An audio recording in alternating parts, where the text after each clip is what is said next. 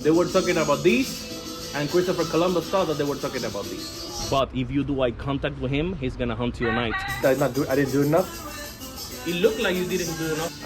I think the most important thing that we're missing in the American society is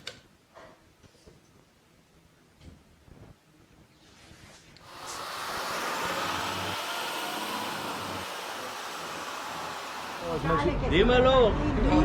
My friend Guillermina, the sugar cane is like a juicy bamboo. Every single day when you get out of school, you have no yellow bicycling home, you need to walk. And it's like an hour of non-adult supervision with your friends. Yeah. So basically, party time. The best, yeah. So it was like mandatory happy hour. Every single day you get out of school, you come to a place like this, you drink sugar cane juice, and you go home.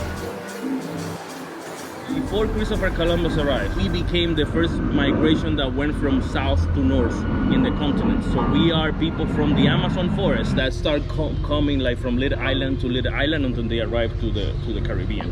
So we are all related. Cuba, Dominican Republic, Haiti, Jamaica, Puerto Rico, we are related because of the native people. So my dad is an Indian, my mom is from Spain. Yeah. Her grandfather came for the Spanish War. Really? And when he arrived, he said like, these people haven't done anything bad to me. So He saw the eyes of not the enemy. Yeah, exactly. Cuba is always the biggest slavery port because it was the biggest island, so it was like the biggest amount. So you have basically this amount of African people living in Cuba now, this amount of European people, and this amount of Indian people. We are a Native American culture with a lot of African heritage.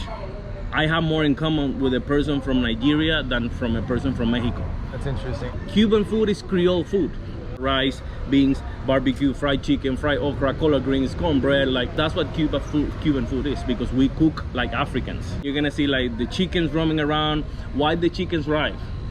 That's a good question. I was wondering that. Because the Cubans brought them. The Cubans basically brought a chicken in one hand and a cigar box on the other hand. Let me go to Key West. Today, they are completely protected by law. That means that you're not allowed to grab the chickens to eat, you're not allowed to grab the eggs that you find in the park, and they became the symbol of the city. So they own the whole city. Don't go to the woods at night time because the weehae is walking around. It's like the boogeyman that your mom tells you, you know, if you really want to do it, you need to come here at midnight, you need to make 12 rounds around the Ceiba tree. And people said that it's really scary because you don't really see him. You only see like the grass like moving like this.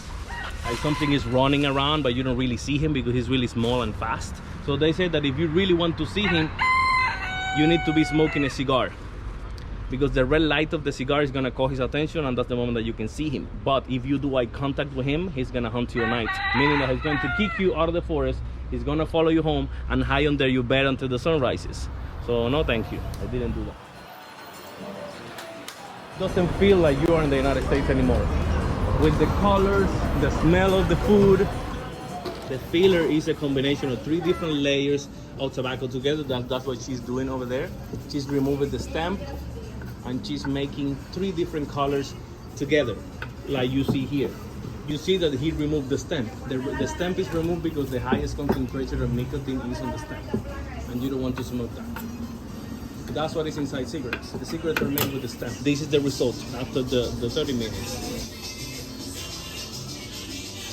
So it's just in your mouth and just getting used to the taste of this. The salty, the spicy, the peppery, the woody, all in one. So tobacco is not this. The real name of this is coiba.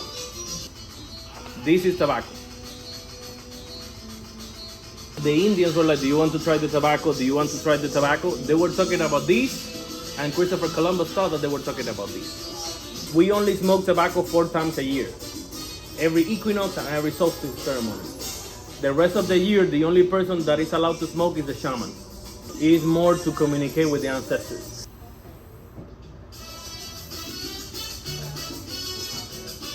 Here, really quickly.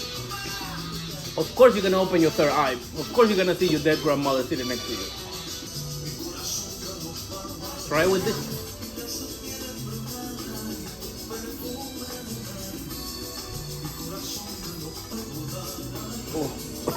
There you go. See? Wait, is a bunch of smoke supposed to go up my nose? I didn't do enough? It looked like you didn't do enough.